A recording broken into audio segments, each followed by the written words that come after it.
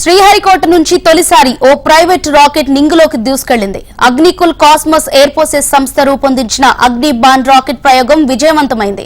ఈ మేరకు ఇస్రో తన అధికారిక ఖాతా ట్విట్టర్లో పేర్కొంది.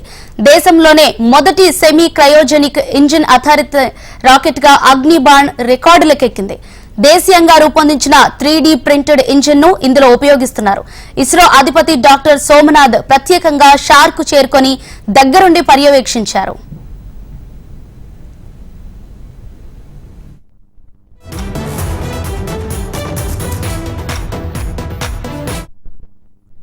సతీష్ ధవన్ స్పేస్ సెంటర్ లోని ధనుష్ రాకెట్ కాంప్లెక్స్ నుంచి ఈ ఏడాది మార్చి 22న తొలిసారి దీనిని ప్రయోగానికి సిద్ధం చేశారు.